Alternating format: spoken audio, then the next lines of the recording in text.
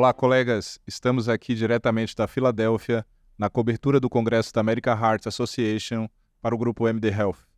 Sou Pedro Barros e tenho o prazer de estar aqui com o Dr. Roberto Botelho, liderança do nosso grupo também da MD Health, presidente da Fundação Adib Jatene e que tem uma larga experiência com tecnologia em saúde e particularmente com inteligência artificial. Dr. Roberto, primeiro, obrigado pela sua participação. E eu acho que um ponto importante para o cardiologista clínico, para os médicos de uma maneira geral na prática clínica, é que eles têm ouvido muito a inteligência artificial vai entrar na medicina, vai mudar a prática médica, mas ainda existe um desconhecimento de fato do que seria a inteligência artificial até do ponto de vista conceitual e qual seria o papel dela na prática médica. Acho que com sua larga experiência você vai poder ajudar a trazer essa parte conceitual, colocando numa perspectiva prática, para depois a gente discutir uma coisa que me chamou a atenção, que foi uma sessão de late breaking no Congresso da American Heart, falando apenas de inteligência artificial. Mas antes da gente falar desses late breaking trials em inteligência artificial, acho que vale a pena a gente comentar um pouco sobre essa parte conceitual. Pedro, é sempre um prazer estar aqui com a nossa audiência, especialmente de um evento desse, né? E o tema inteligência artificial é um conceito temporal. Por que temporal? Porque à medida que o tempo passa, o que era inteligência artificial deixa de ser. Porque ela é definida como aquela inteligência que até aquele momento só poderia ser executada por humano e passou naquele momento a ser executada por uma máquina. Então, uma calculadora, ela pode ter sido inteligência artificial num tempo. E à medida que o processamento computacional vai aumentando, a velocidade de processamento computacional vai aumentando, o alcance dessa inteligência artificial ela vai permeando a vida humana. E chega no ponto que hoje o pessoal do Google já publicou que já se apresentou o computador com alma. Então, o computador já começa a ter alguma expressão cognitiva. Então, esse é o conceito de inteligência artificial e nos dá uma perspectiva de até onde vamos para que o médico saiba se isso vai mudar a vida dele. E eu diria um recadinho simples. O profissional de saúde que não usar a inteligência artificial vai ser substituído por aquele que usa a inteligência artificial. Então, é uma obrigação, nós temos que nos familiarizar e usar as ferramentas de AI. Perfeito. E eu acho que nesse sentido, pensando aí nessa aplicação da inteligência artificial para a nossa prática clínica atual, essa sessão de late breaking acho que trouxe vários insights importantes. E eu tive o privilégio de acompanhar essa sessão junto com você, mas eu gostaria que você compartilhasse aqui com os cardiologistas, com os colegas que acompanham a nossa cobertura, quais foram os trabalhos que mais chamaram a sua atenção e quais são talvez as lacunas que ainda precisam ser preenchidas para trazer uma evidência de qualidade que de fato muda a prática clínica com inteligência artificial. Na sessão de late break, eu destacaria dois. O primeiro, pela sua aplicabilidade, abrangência, simplicidade, baixo custo, que foi um trabalho executado em muitos países africanos, que utilizou um algoritmo de inteligência artificial que, através da associação do som do estetoscópio com o eletrocardiograma de uma derivação, ele constrói a fração de ejeção. E aplicaram isso para detecção de cardiomiopatia pós-parto na África, que a incidência é muito alta. E o algoritmo de inteligência artificial, nesse estudo, ele conseguiu detectar o dobro de cardiomiopatia sem a presença humana. Basta o estetoscópio que associa o som com o eletrocardiograma. Isso foi de grande impacto, baixo custo e que muda a prática clínica. No outro extremo, nós vimos um estudo espetacular que correlacionou a tomografia coronária, o grau de atenuação da tomografia coronária em pessoas que não têm placa de aterosclerose, que são 80% de uma amostra de 40 mil pacientes. Olha que impacto grande. 80% desse registro que não tem aterosclerose foi acompanhado por 10 anos.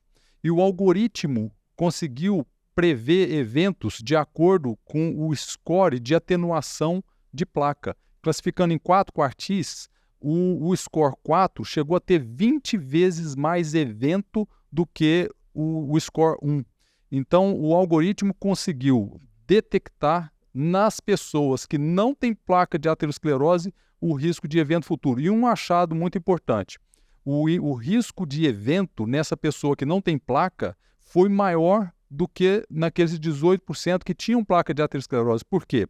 Porque a superfície de risco aterosclerótico, apesar de não ser obstrutivo, é maior do que aquela placa localizada. Então, isso muda radicalmente a prática clínica, porque um algoritmo embutido no equipamento de tomografia pode apresentar para uma pessoa que provavelmente seria liberada sem nenhuma intervenção, para que você possa reduzir esse risco de mortalidade, que eu repito, chega a ser 20 vezes o quartil 1.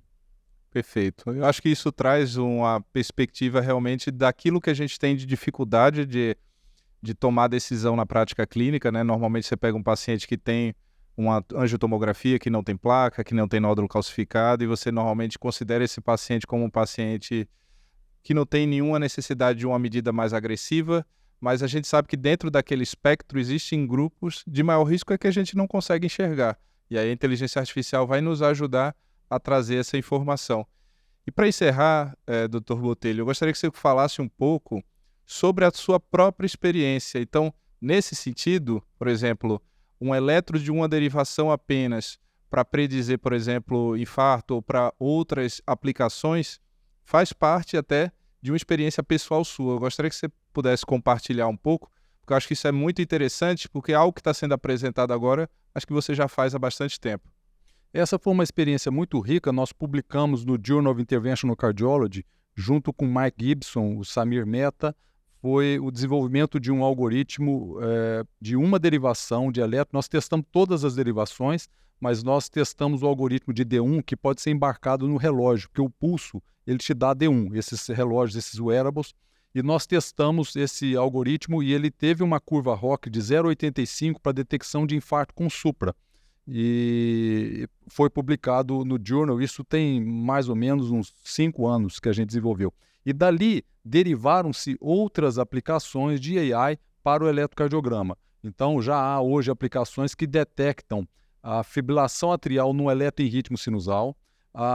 Já há algoritmo embarcado no Apple Watch que detecta a fração de ejeção a partir de uma derivação de eletrocardiograma. Isso para dizer para os nossos ouvintes que o computador não pensa como humano. E o Eric Topol, ele falou, cuidado com o pensamento antropomórfico reverso. Não queira que a máquina pense como humano. Então, com um eletrocardiograma de uma derivação num reloginho, num wearable, você detecta a fração de ejeção.